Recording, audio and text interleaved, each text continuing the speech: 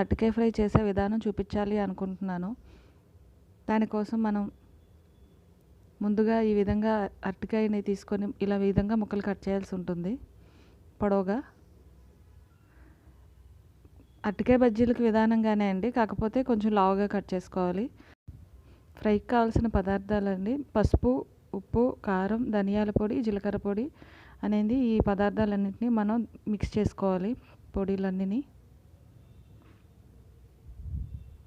ఈ విధంగా ఈ ముక్కలకి మనం ఈ పౌడర్ని, మసాలా పౌడర్ని దట్టించి ఆయిల్లో షాలో ఫ్రై చేయాల్సి ఉంటుంది. డీప్ ఫ్రై అవసరం లేదు. ఈ విధంగా రెండు వైపులా మనం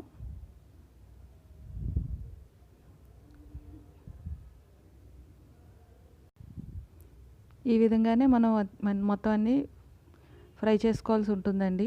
ఇదే విధంగా మనం ఆలుగడ్డలతో కూడా సేమ్ ఇలానే చేసుకోవచ్చు. బంగాళదుంపలు ముక్కలు కూడా సేమ్ విధంగానే కట్ చేసి చేసుకోవచ్చు. రెండు కూడా టేస్ట్ అయితే చాలా బాగుంటాయండి, ఈజీగా అవుతాయి. ఇంకా గెస్ట్లు ఎవరైనా వచ్చారు అంటే మనం ఈజీగా వాళ్ళకి డిష్ రెడీ చేసి పెట్టేయచ్చండి. చాలా టేస్ట్గా ఉంటాయి.